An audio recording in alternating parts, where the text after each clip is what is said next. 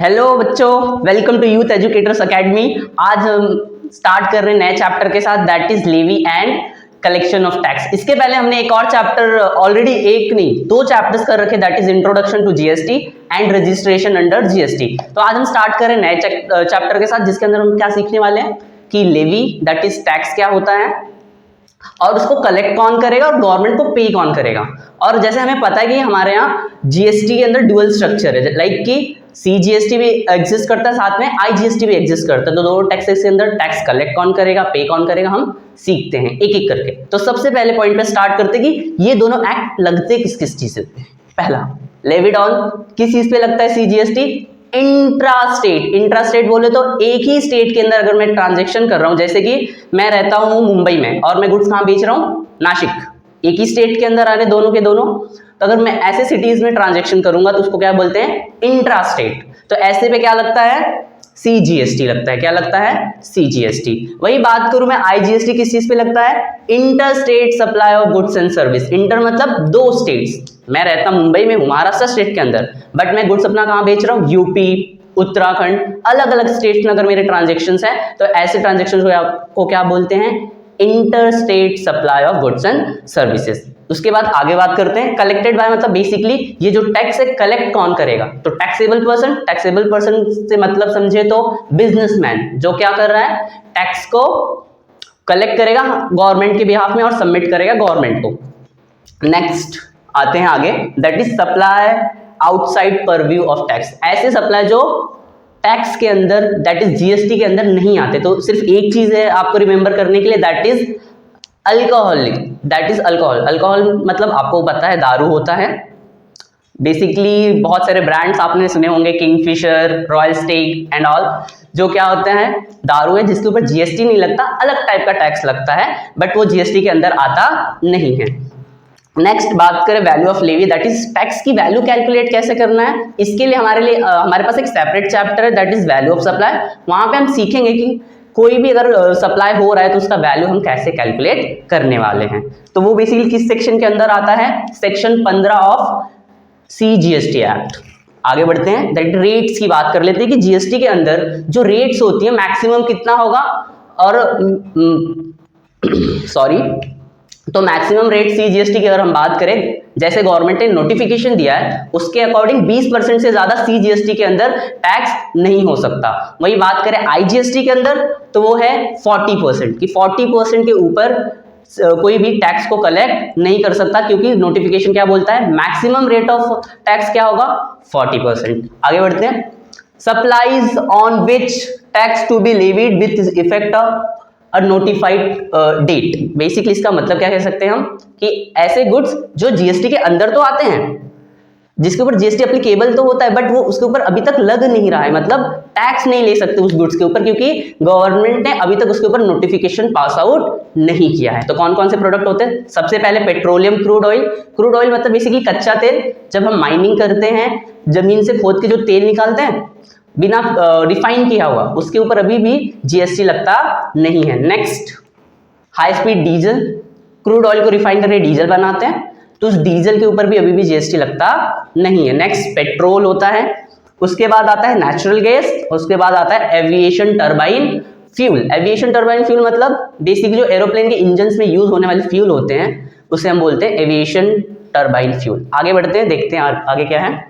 Tax payable under reverse charge basis. तो basically वो tax जो क्या कौन पे करता है? रेसिपिएंट, जो गिफ्ट्स को रिसीव कर रहा है वही टैक्स को पे करता है, उसको बोलते हैं टैक्स अंडर रिवर्स चार्ज। तो कौन कौन पे करेगा? सबसे पहली बात कि गवर्नमेंट जिसे नोटिफाई कर दे, जिसे गवर्नमेंट बोले कि भाई आपको रिवर्स चार्ज के अंदर पे करना पड़ेगा, तो वो पे करेगा। आइदर एक अनरजिस्टर्ड पर्सन, जो क्या है जीएसटी के अंदर रजिस्टर्ड नहीं है और वो क्या कर रहा है? सप्लाई कर रहा है। किसको कर रहा है? किसी रजिस्टर्ड सप्लायर को कर रहा है। तो ऐसे केस में जो रजिस्टर्ड पर्सन है वो क्या करेगा? टैक्स को पे करेगा। आगे बढ़ते हैं, गुड्स इंपोर्टेड इनटू इंडिया। अगर बाहर से कोई भी गुड्स को इंपोर्ट कर रहा है तो उसके ऊपर सीजीएसटी एप्लीकेबल ही नहीं होता है, उस पर क्या एप्लीकेबल होता है? IGST act.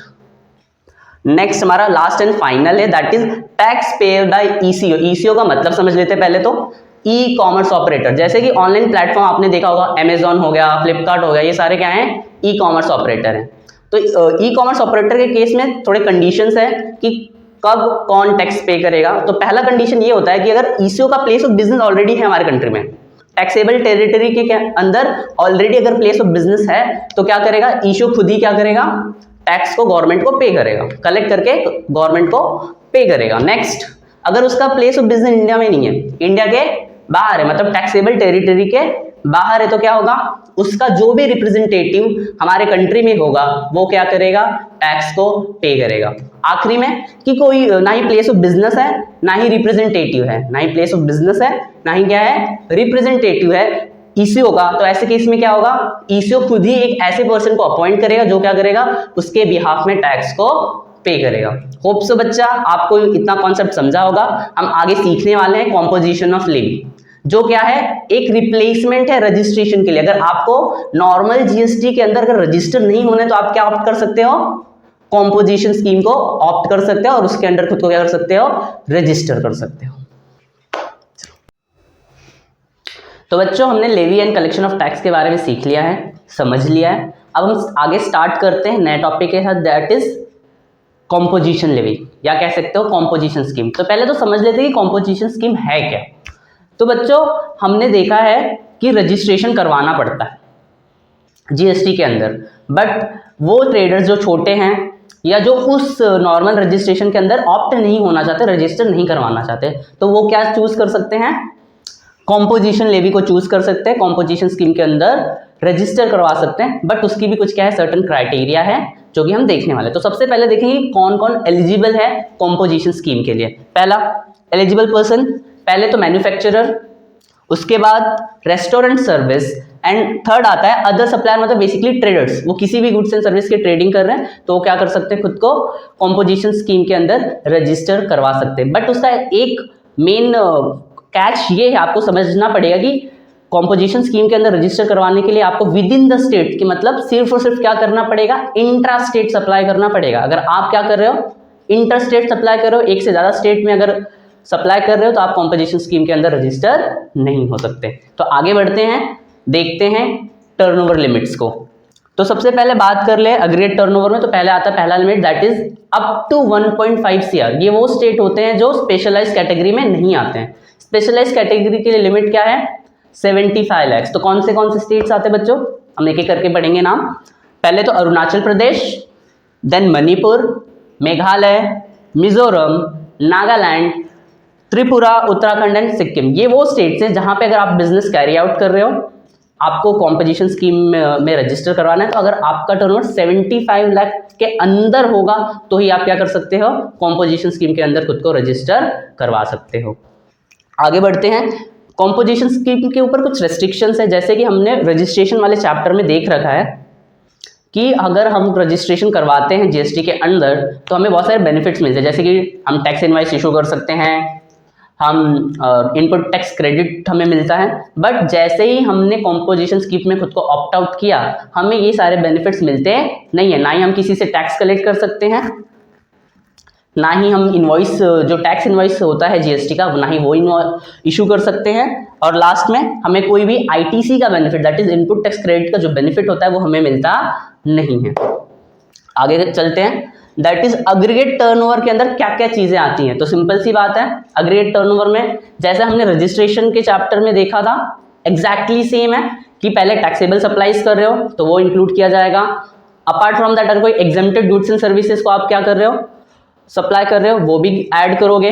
Inter state supply कर रहे हो वो भी कैलकुलेट होगा, और फाइनली आता है एक्सपोर्ट वगैरह अगर कुछ कर रहे हो वो भी क्या करोगे, अपने एग्रीगेट टर्नओवर के अंदर इंक्लूड करोगे जब आपको लिमिट क्या करना हो, कैलकुलेट करना हो। अब बात कर लेते हैं वो पर्सन्स की जो क्या है, इनएलिजिबल है, जो कॉम्पोजिशन स्कीम के अंदर रजिस्टर नहीं हो सकते। तो सबसे पहले बात करेंगे हम service other than restaurant service. पहले तो सबसे पहले कि अगर आप क्या कर रहे हो, सर्विस प्रोवाइड करो अदर देन रेस्टोरेंट, मतलब रेस्टोरेंट के अलावा कोई भी सर्विस अगर आप दे रहे हो तो आप कॉम्पोजिशन स्कीम में रजिस्टर खुद को नहीं कर सकते हो। टर्नओवर लिमिट हो या ना हो उससे कोई भी फर्क पड़ता नहीं है। Next, goods not taxable under GST. ऐसे गुड्स जिसके ऊपर जीएसटी ही नहीं लग रहा तो भी कॉम्पोजिशन स्कीम के अंदर रजिस्टर खुद को नहीं करवा पाएंगे। आगे, इंटरस्टेट सप्लाईज, एक से ज्यादा स्टेट के अंदर, अगर आप क्या कर रहे हो, सप्लाई कर रहे हो, गुड्स को बेच रहे हो, खरीद रहे हो, बेसिकली सेल आउट कर रहे हो, सप्लाई कर रहे हो, तो आप खुद को रजिस्टर नहीं करवा सकते। उसके आगे ई कॉमर्स ऑपरेटर, अगर आप क्या हो, एक ई कॉमर्स ऑपरेटर हो, तो आपको कॉम्पोजिशन स्कीम के अंदर रजिस्ट्रेशन नहीं मिलेगा, आपको नॉर्मल रजिस्ट्रेशन करवाना पड़ेगा जीएसटी के अंदर। नेक्स्ट आते हैं मैन्युफैक्चरर ऑफ नोटिफाइड गुड, कुछ ऐसे गुड्स जो आप मैन्युफैक्चर तो कर रहे हो बट वो उसके ऊपर कॉम्पोजिशन स्कीम का बेनिफिट नहीं मिलेगा। लास्ट में आते हैं casual and non resident taxable person. Casual मतलब वो पर्सन जो किसी और स्टेट में एक्टिव बिजनेस बट वो अपना जो जीएसटी का सप्लाई है किसी और स्टेट से दिखाना चाहता है। फॉर एग्जांपल अगर समझे, जैसे मैं महाराष्ट्र का हूं, मैं बट सप्लाई कहां से दिखाना चाहता हूं, राजस्थान टू दिल्ली के बीच में अपना सप्लाई शो करना चाहता हूं, तो मुझे क्या करना पड़ेगा, खुद को as a casual taxable person क्या करना पड़ेगा, रजिस्टर करवाना पड़ेगा। तो ऐसे पर्सन को कॉम्पोजिशन स्कीम के अंडर रजिस्ट्रेशन मिलती नहीं है और एलिजिबल नहीं होते हैं। और लास्ट में नॉन रेसिडेंट, आपको पता है कोई भी बाहर का बंदा अगर हमारे कंट्री में क्या कर रहा है, बिजनेस कर रहा है, सप्लाई कर रहा है, तो वो कॉम्पोजिशन स्कीम का बेनिफिट उठा नहीं सकता है। होप सो बच्चों यहाँ तक आपको क्लियर होगा। हम थोड़ा आगे बढ़ते हैं, देखते हैं जो हमने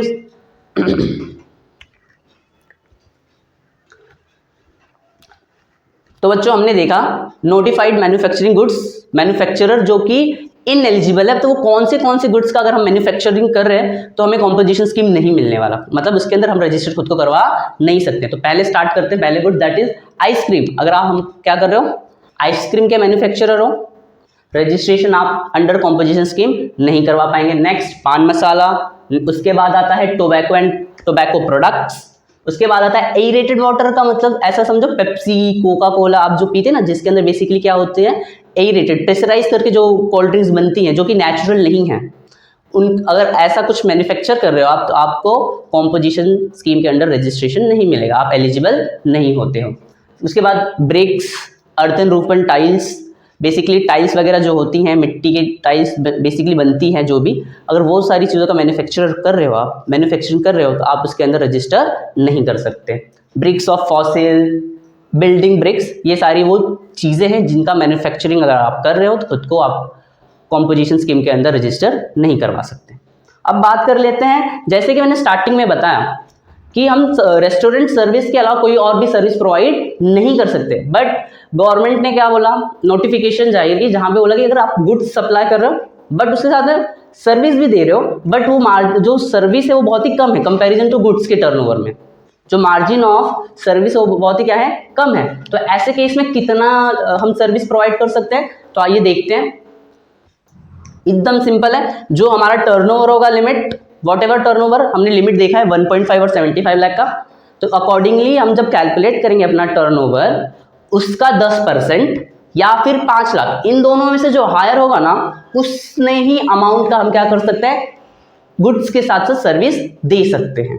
किसके अंदर, कॉम्पोजिशन स्कीम के अंडर। एक बार फिर से रिपीट कर देता हूं, अगर आपको ये पॉइंट समझाना हो तो समझते हैं। जैसे मैंने बताया कि हम कॉम्पोजिशन स्कीम के अंदर सिर्फ रेस्टोरेंट सर्विस अगर हम प्रोवाइड कर रहे हैं तो हम खुद को रजिस्टर करवा सकते हैं, अपार्ट फ्रॉम कोई और सर्विस अगर हम दे रहे हैं तो हम रजिस्टर नहीं करवा सकते हैं। लेकिन गवर्नमेंट ने नोटिफिकेशन जारी की, क्या बोला कि आप गुड्स में सप्लाई कर रहे हो, ट्रेड कर रहे हो, बट सर्विस भी दे रहे हो, बट सर्विस का जो अमाउंट है या जो टर्नओवर बहुत ही कम है, बहुत ही नॉमिनल, तो कितना सर्विस आप दे सकते हो, 10% ऑफ टर्नओवर या फिर 5 लाख, इन दोनों में से जो हाईएस्ट होगा आप उतने अमाउंट का क्या दे सकते हैं, सर्विस गुड्स के साथ में प्रोवाइड कर सकते हैं। तो बच्चों ये था कॉम्पोजिशन स्कीम के अंदर। अब इसके बाद बात कर लेते हैं, अगर आप प्योरली क्या कर रहे हो, सिर्फ और सिर्फ सर्विस में ही डील कर रहे हो, अपार्ट फ्रॉम रेस्टोरेंट सर्विस ना देके सिर्फ और सिर्फ क्या दे रहे हो, सर्विस दे रहे हो, तो ऐसे केस में आपको कॉम्पोजिशन स्कीम के अंदर रजिस्ट्रेशन तो नहीं मिलेगा, बट आपको कंसेशनल रेट ऑफ टैक्स लगता है। क्या लगता है, कंसेशनल रेट। बट उसके लिए आपको क्या करना पड़ेगा, खुद को पहले तो आप क्या होना चाहिए, रजिस्टर्ड होना चाहिए। क्या होना चाहिए, आप जीएसटी के अंदर रजिस्टर होने चाहिए। अगर आप रजिस्टर्ड हो और आपका टर्नओवर क्या है, 50 लाख से कम है, सर्विस आप जो भी प्रोवाइड कर रहे हो, रेस्टोरेंट सर्विस के अलावा जो भी सर्विस प्रोवाइड कर रहे हो, अगर उसका टर्नओवर 50 लाख से कम है तो आपको क्या लगता है, concessional rate of tax that is 6%, 3% GST, 3% CGST और 3% SGST आपके ऊपर अप्लीकेबल होता है। तो बच्चों होप सो आपको यहाँ तक क्लियर होगा। एक बार मैं फिर से वो स्टेट्स के नाम बता देता हूँ जो स्पेशलाइज कैटेगरी में आते हैं, तो जिसका टर्नओवर लिमिट कितना है 75 लाख रुपीस। तो पहला स्टेट है अरुणाचल प्रदेश, दूसरा मणिपुर, तीसरा मेघालय, चौथा मिजोरम, पांचवा नागालैंड, उसके बाद आता है त्रिपुरा, उसके बाद उत्तराखंड एंड सिक्किम। ये वो स्टेट्स है जिनके लिए टर्नओवर लिमिट कितना है 75 लाख रुपीस का। इसके अलावा जितने भी स्टेट्स है, यूनियन टेरिटरीज है, सबके लिए टर्नओवर क्या होगा 1.5 CR। अगर आपका टर्नओवर इस लिमिट के अंदर है तो आप कॉम्पोजिशन के अंदर क्या कर सकते हैं, खुद को रजिस्टर करवा सकते हैं। तो बच्चों हमने कॉम्पोजिशन स्कीम के कॉन्सेप्चुअल जो भी चीज़ें थी हमने सीख ली है। हम स्टार्ट करें सम्स के साथ, जैसे एग्जाम में एक्सपेक्टेड हो सकता है। तो हम स्टार्ट कर रहे हैं इलस्ट्रेशन नंबर 20, मनन प्रकाशन की बुक को रेफर कर रहा हूँ मैं, आपको यहाँ पे क्वेश्चन दिख रहा होगा। हम स्टार्ट करते हैं सॉल्यूशन के साथ। तो क्वेश्चन बेसिकली क्वेश्चन में दिया क्या गया है देखते हैं।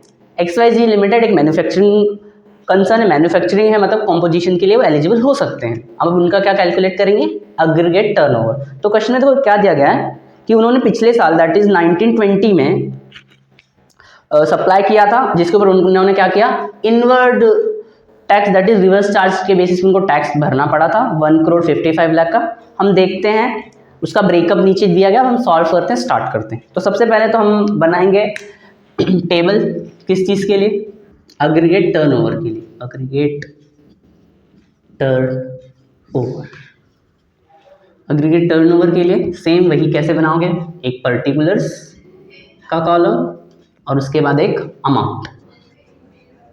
तो एक एक करके जो ब्रेकअप दिया गया उसको देखेंगे, क्या वो एग्रीगेट टर्नओवर में आएगा तो हम लिखेंगे, अगर नहीं आएगा तो हम इसको नहीं लिखेंगे, एक्सक्लूड करेंगे। तो पहली चीज़ है इंट्रा स्टेट सप्लाईज आता है तो हम लिखेंगे intra state supplies. How much 60 lakh rupees. Next intrastate supplies which are subject to 0% CGST, जिस पे टैक्स नहीं लग रहा तो हम उसको भी लिखेंगे इंट्रास्टेट सप्लाईज विथ 0% CGST। कितना अमाउंट बच्चों, ये भी है 60 लाख। आगे बढ़ते हैं। Next inter state supplies which are wholly exempt, वो भी आएगा।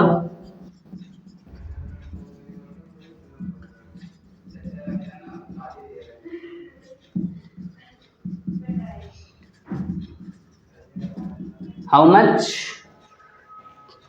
30 lakh rupees.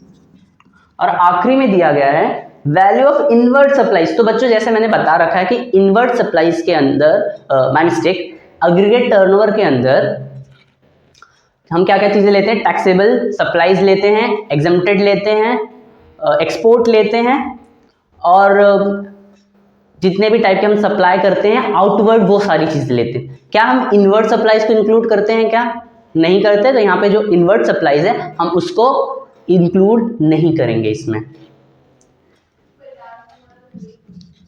Value of invert supplies that is 0। हम टोटल कर लेंगे, तो टोटल कितना आएगा बच्चों 1,50 लाख। ये बिजनेस कहाँ सेटअप है बच्चों, मुंबई में।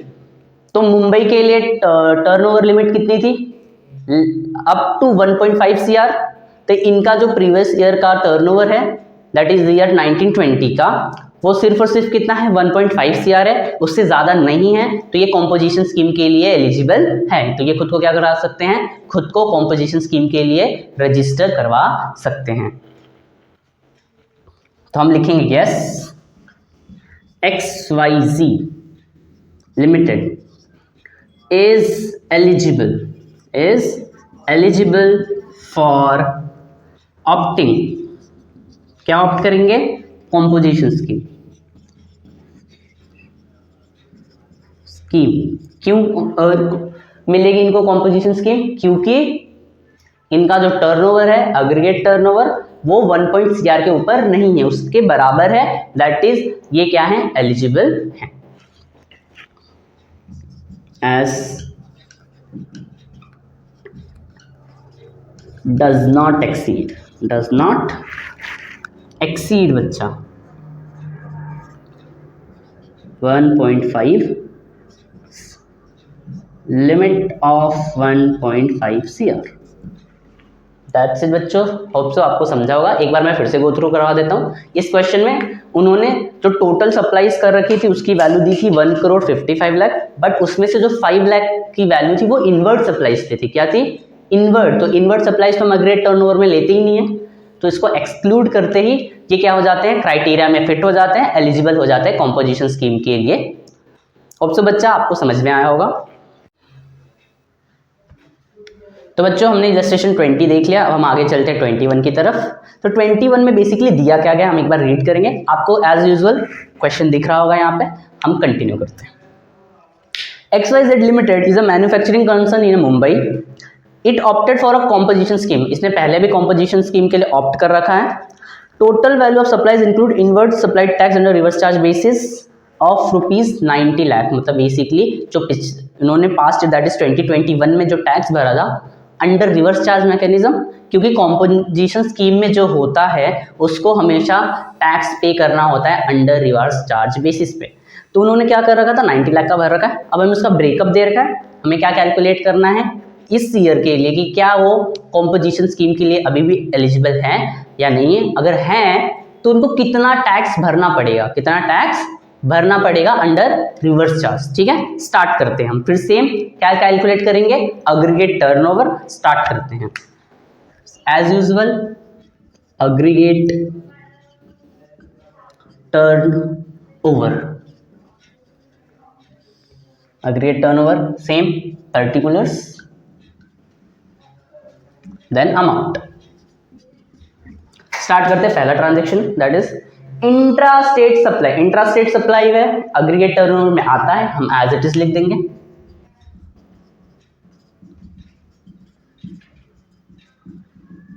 फाइव %, कितनी वैल्यू है 40 लाख रुपीस, हम लिखेंगे 40 lakh. Next intra state supplies 12%, कोई इशू नहीं हमें।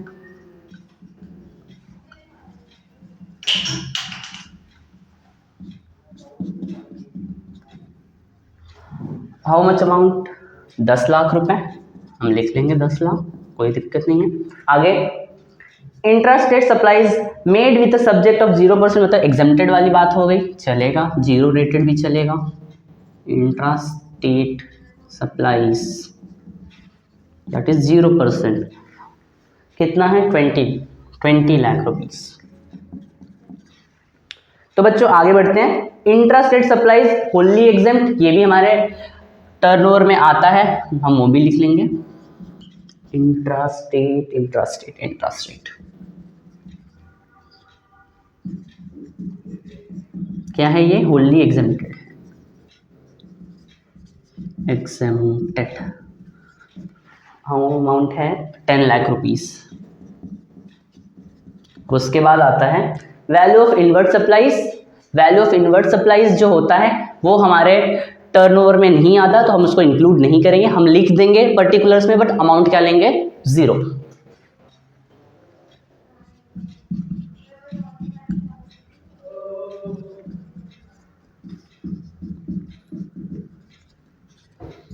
टोटल कर लेते हैं, तो टोटल होगा 40, 50, 70, 80 लाख। तो बच्चों ये बिजनेस कहाँ पे है, मुंबई में है। मुंबई स्टेट के लिए कितना टर्नओवर लिमिट है 1.5 CR का, 80 लाख है, मतलब ये अभी भी क्या है कॉम्पोजिशन स्कीम के लिए एलिजिबल है। तो हम लिख देंगे yes they are eligible. XYZ limited eligible for composition scheme.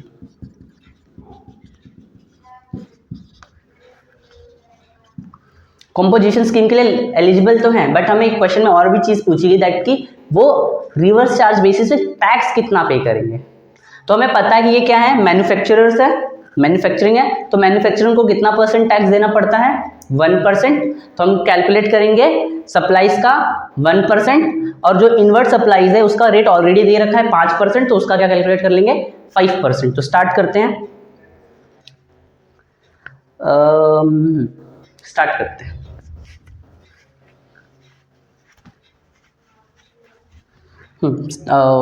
मैं यहाँ पे लिखता हूँ, एक second. Tax is equals to, तो पहले नॉर्मल सप्लाईज कितना है, 80 लाख है, उसका 1% ऑफ 80 लाख रुपीज, तो कितना आएगा बच्चों, 80,000। वही वैल्यू ऑफ इनवर्ट सप्लाईज जो है उस पर रिवर्स चार्ज में पे करना पड़ता है, मतलब टैक्स तो देना पड़ेगा, भले ही वो हमारे अग्रीगेट टर्नओवर में ना आए, बट हमें उसका टैक्स पे करना पड़ेगा। तो टैक्स के टाइम पे उसको भी हम कैलकुलेट करेंगे, और उसके ऊपर ऑलरेडी कितना परसेंट दे रखा है, 5% अंडर आरसीएम बोल रखा है, तो हम सीधा कितना करेंगे, 5% कैलकुलेट करेंगे। और हमारा जो इनवर्ट सप्लाईज उसकी वैल्यू कितनी है, 10 लाख रुपीज, तो हम उसको लिख लेंगे, उसका 5%, तो 10 लाख का 5% कितना होगा, दैट इज 50,000। तो बच्चों टोटल कितना हो जाएगा, 1,30,000। 1,30,000 ये टोटल टैक्स लाइबिलिटी है जो क्या करना पड़ेगा, XYZ लिमिटेड को, गवर्नमेंट को देना पड़ेगा। ओके, होप सो आपको समझा होगा। हम चलते हैं नेक्स्ट क्वेश्चन की तरफ।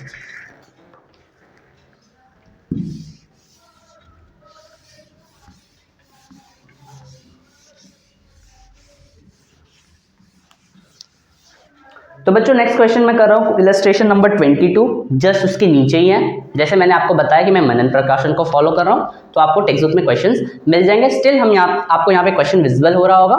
क्वेश्चन नंबर 22 हम स्टार्ट करते हैं, क्वेश्चन रीड करेंगे, समझेंगे, देन सॉल्व करेंगे। ये क्वेश्चन थोड़ा सा डिफरेंट है पहले दो क्वेश्चन के कंपेरिजन में, देख लेते हैं। Tax payer Tolaram is a manufacturer who has opted for composition for goods के लिए उन्होंने कॉम्पोजिशन स्कीम ले रखा है। Having 1 unit A1 in UP, मतलब उनकी कितनी यूनिट्स हैं, 2 यूनिट्स हैं, जिसमें से एक यूनिट यूपी में है and another unit in MP, दूसरी MP में है। टोटल टर्नओवर ऑफ 2 यूनिट्स, दोनों को मिला के फिनेंशियल ईयर में कितना हो रहा है, 115 लाख। 115 लाख का मतलब है 1.15 CR, 1,15,00,000, जिसमें से ब्रेकअप दे रखा है 85 लाख एंड 30 लाख का। Turnover of unit A1 and A2 is in the first quarter of current financial year is 5 lakh and 10 lakh respectively. Compute the amount payable. Basically हमें क्या करना है इस क्वेश्चन में, एक बार शॉर्ट में पूरा क्वेश्चन बता देता हूँ कि ये जो हमारे तोलाराम है उनके 2 यूनिट्स हैं, एक यूपी में और एक MP में है, दोनों का हमें टर्नओवर दिया है, बट वो अभी क्या है, फर्स्ट क्वार्टर में ही पहुंचे हैं। तो हमसे पूछ रही है कॉम्पोजिशन स्कीम के अंडर हर एक फर्स्ट क्वार्टर में कितना उनको टैक्स पे करना पड़ेगा, क्योंकि कॉम्पोजिशन स्कीम में क्या होता है, क्वार्टरली हमें क्या करना पड़ता है, GST पे करनी पड़ती है। तो फर्स्ट क्वार्टर में जितना भी हमने टर्नओवर दैट इज सेल्स किया होगा, सप्लाई किया होगा, उसके ऊपर हम कैलकुलेट करेंगे और उतना GST क्या करेंगे, पे करेंगे। तो सॉल्व कैसे करना है, हम स्टार्ट करते हैं।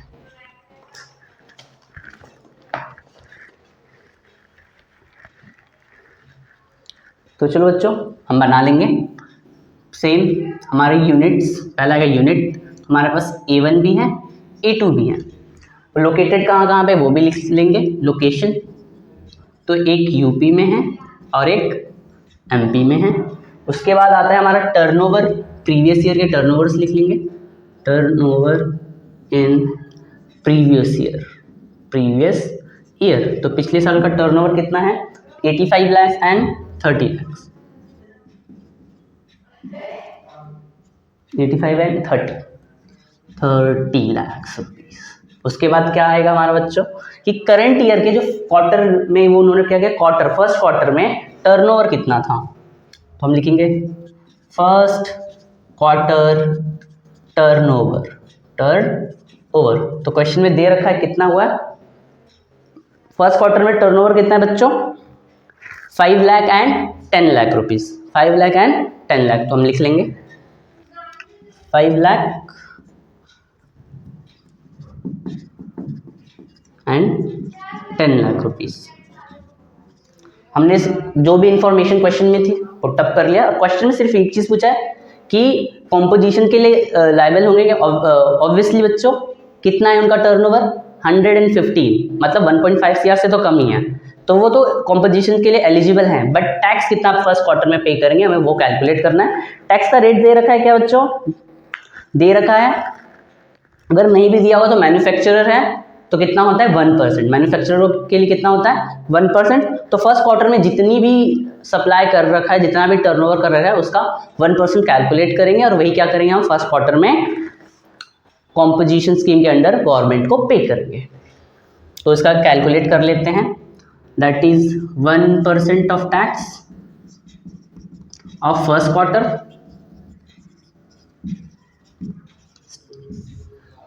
5 लाख का 1% क्या होगा बच्चों? सिंपल सा 1% होगा 5,000। वही 10 लाख का 1% कितना होगा 10,000। तो टोटल कितना हो जाएगा बच्चों?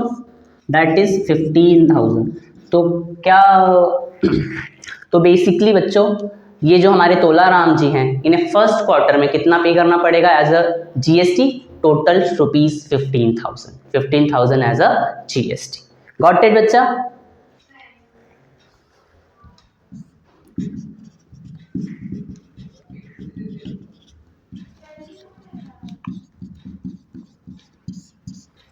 तो बच्चों जितने भी वैरायटी ऑफ सम्स जो एग्जाम में आते हैं हमने वो कवर किया है, और भी थ्योरी सम और भी सम्स हैं जो क्या है बहुत ही ज़्यादा थ्योरेटिकल है। आप एक बार वीडियो लेक्चर को देखोगे, अच्छे से कॉन्सेप्ट को सुन लोगे तो आप क्या कर सकते हो, खुद से क्या करोगे, सॉल्व कर सकते हो। तो मैं थ्योरी वाले जो क्वेश्चंस है वो यहाँ कवर नहीं कर रहा हूँ, मैं प्रैक्टिकल क्वेश्चंस जो थे जो एग्जाम में आ सकता है मैंने वो कवर करवा दिया। जिस टाइप के क्वेश्चंस होते हैं, हार्डली 2 टाइप के क्वेश्चन होते हैं जो एग्जाम में आते हैं, मैंने यहाँ पे सॉल्व करवा दिया है। इसके अलावा अगर आपको कोई क्वेश्चन चाहिए जो आपको नहीं समझ में आ रहा, डाउट है, आप क्या कर सकते हो, हमारे चैनल पे आप ऑलरेडी हो, डिस्क्रिप्शन में लिंक है टेलीग्राम का, जाओ आप स्ट्रेट फॉरवर्ड क्या करोगे, उठाओगे जो भी डाउट है, टाइप कर सकते हो, फोटो सेंड कर सकते हो, हम आपका क्या करेंगे सॉल्यूशन क्वेश्चन देखेंगे, उसमें जो डाउट है आपको तुरंत जल्दी से जल्दी क्या करेंगे आपको डाउट सॉल्व करके देंगे, बताएंगे। अगर आपको और भी क्वेश्चन चाहिए, फॉर एग्जांपल आपके पास क्वेश्चन है,